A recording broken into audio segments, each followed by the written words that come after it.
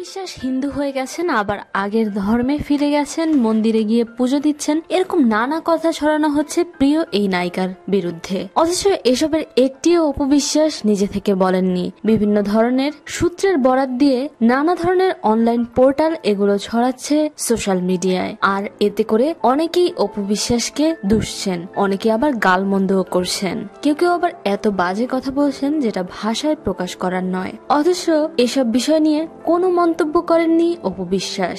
সেই সাথে সিরিয়ার শিশুদের নিয়ে অন্য কোনো তারকা তেমন কোনো কথা না বললেও অপবিশ্বাসী একটি ভিডিও দিয়েছেন, যে ভিডিওটির মাধ্যমে তিনি বিশ্ব শান্তির আহ্বান জানিয়েছেন। যদিও এতে করে কোনো কিছুর পরিবর্তন হবে না, তারপরও মানুষের দোয়াটাই তো আসল। আর অপবিশ্বাস মন থেকে যে জিনিসটা করছেন সেটা তার অভিব্যক্তি দেখলেই বোঝা যায়। এ কারণে অপুকে নিয়ে এবং তার ধর্ম বিশ্বাস এসব নিয়ে যারা কুৎসা রটাচ্ছে এবং কোনো ভিত্তি ছাড়াই নানা ধরনের কথা বলে যাচ্ছে, তাদের প্রতি আক্ষেপ প্রকাশ করেছেন অনেক চলচ্চিত্র বিশ্লেষকরা। অনেকেই বলছেন অপু নিজে থেকে না বললেও অপুর নামে এসব ছড়ানো ঠিক হচ্ছে না। সে এখন 3টি নতুন সিনেমায় কাজ করতে যাচ্ছে।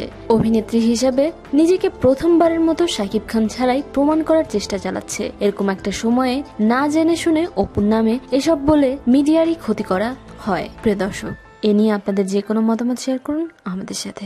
শোবিজের আরো নিত্য নতুন খবর জানতে আমাদের সাবস্ক্রাইব করুন, লাইক দিন এবং কমেন্ট করতে ভুলবেন না।